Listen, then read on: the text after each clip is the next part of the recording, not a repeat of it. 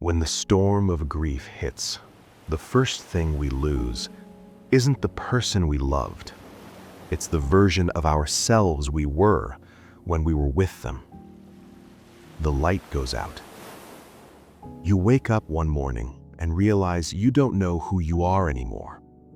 The person who was someone's wife, and now that word sits in your mouth like a stone. The person who was someone's father, and now you stand in the hardware store holding tools for projects you'll never teach him. The person who was someone's daughter, and now there's no one left who remembers you as a child. You are still standing. The lighthouse is still there. But the light, the thing that made you visible, the thing that guided you, the thing that gave you purpose, it's gone.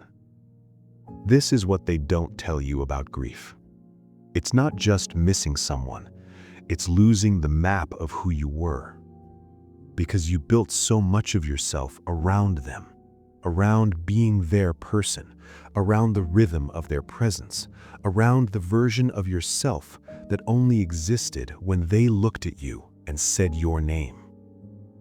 And now, you're a lighthouse in a storm with no oil to burn. And you don't remember how to feed the light. The first thing grief does is it scours the stone. Like a storm that batters the lighthouse for days, salt spray and wind and waves that hit with the force of cannon fire. Grief strips away everything that wasn't essential, everything that was decoration, everything you thought was you, but was really just borrowed. You were someone's wife, and now when you go to the bank, they ask for your husband's signature, and you have to say the words, "He's dead." And those words tear something out of you every single time. You were someone's son, and now your phone doesn't ring on Sunday mornings, and the silence is so loud you can't breathe around it. The storm doesn't care about the paint you put on the lighthouse. It doesn't care about the window boxes or the decorative trim. It only cares about whether the foundation can hold. This is the shock of the storm. The first weeks, the first months, you go through the motions. You make the coffee for one. You answer the sympathy cards. You show up to work and say, "I'm fine." But you feel like you're haunting your own life, like you're the ghost, not them. Because the person you were when they were alive, that person knew what to do. That person had a role.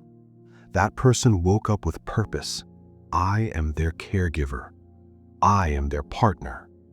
I am their child who makes them proud.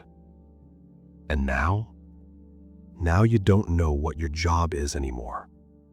The light is out, and you're standing in the lamp room striking matches that keep going out, wondering if you even remember how to tend a flame, wondering if you want to. Then comes the fog. Not the storm anymore. The storm was violent, but at least it was something. The fog is worse. Because the fog is the middle ground. The place where you're not drowning, but you're not sailing either. You're just adrift, breathing, existing, but not living. This is where most people get stuck. 3 months in, 6 months, a year, 2 years. The casseroles have stopped coming. People have stopped asking how you are because your answer never changes and they don't know what else to say. And you're living as a ghost. You go to the market and buy food for one.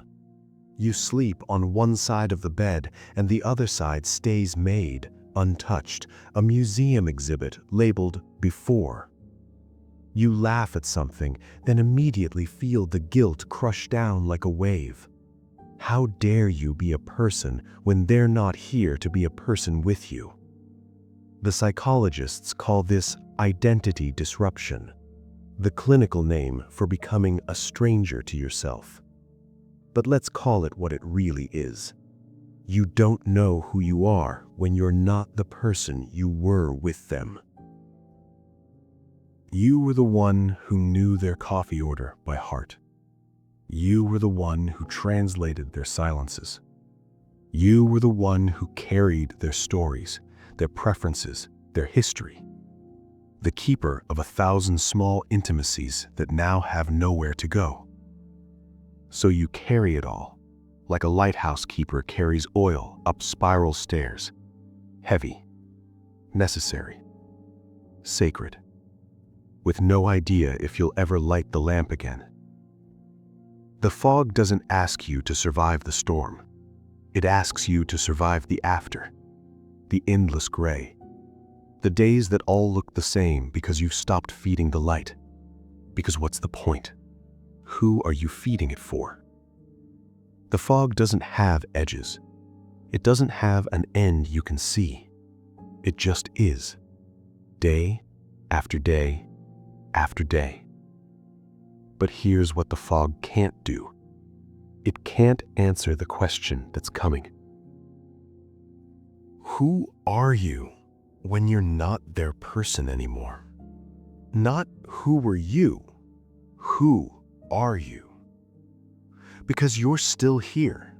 The lighthouse is still standing, and the ships, the people who need you, the world that still needs you, they still need a light. So what are you going to burn? Feeding the light doesn't mean forgetting them. It means remembering yourself. It starts small, so small it feels almost meaningless, so small you're ashamed to even call it progress. Maybe it's planting something. Not for them, not a memorial, not a tribute, but for you. Because you remember, distantly like a voice from underwater, that you used to like watching things grow. That before you were their person, you were a person who put your hands in dirt and felt connected to something. Maybe it's picking up a book. Not their favorite book. God, not that. Not yet. But your book. The one you loved before you became their caregiver, their spouse, their mourner. The one that reminded you who you were before the storm. Maybe it's drinking your coffee hot for the first time in 6 months, actually tasting it, feeling the warmth in your hands and thinking, just for a second, this is good, I like this, and not immediately drowning in guilt for having a moment that isn't suffering. These aren't grand gestures. They're the small acts of tending, like adding oil to a lamp, like trimming a wick, like polishing glass so the light, when it comes, can actually shine through. You start to remember things, small things, that you used to love the smell of coffee in the morning, not because it was part of a shared routine with them, but because you loved it. That you used to walk by the water and watch the light change. That you used to paint, or write, or sing when no one was listening. That there was a version of you before them, and there's a version of you after them. And maybe, just maybe, there's a thread connecting those two people.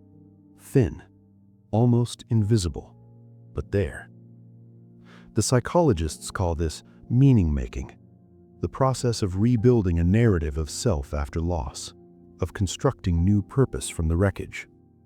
But let's call it what the lighthouse keeper knows. You're learning to burn a different oil. Not the oil of who you were with them. That's gone. That lighthouse is underwater now, and no amount of wishing will bring it back to shore. But you have other oil. The oil of who you were before. The oil of who you're becoming. The oil of what still matters to you even in the wreckage. The oil of the people who still need you. The oil of the small things that still bring you back to yourself. And when you touch the match to the wick, the light that comes back isn't the same light.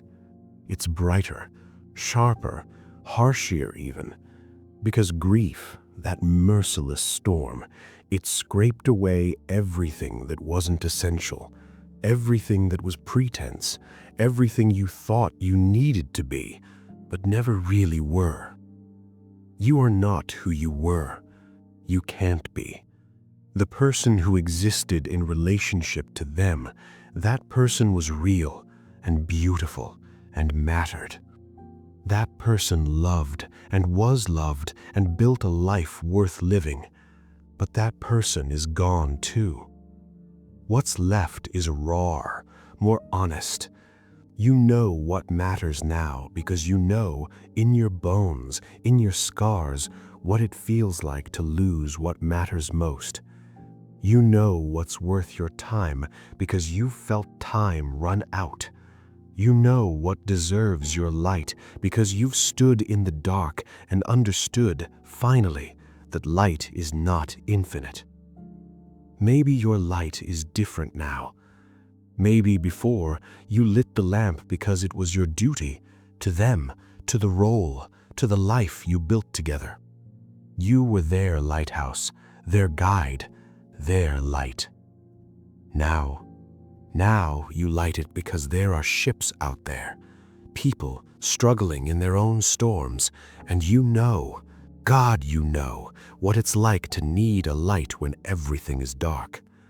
So you tend the lamp, not for them anymore, for you, for the people who need what only you can give because you've survived what they're surviving. Your grief becomes your clarity. Your loss becomes your purpose.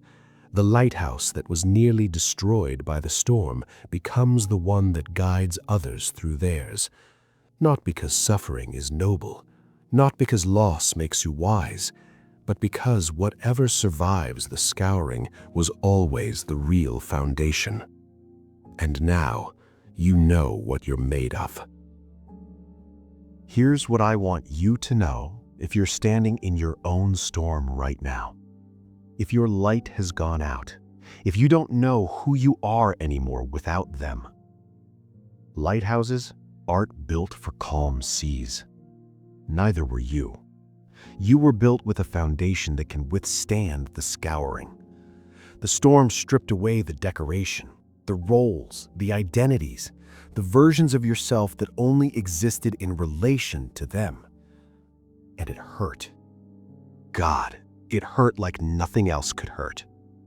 But whatever survives the scouring was always the real foundation.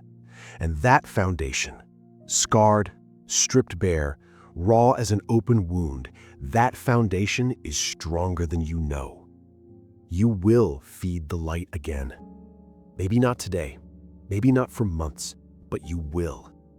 And when you do, you'll discover something unexpected.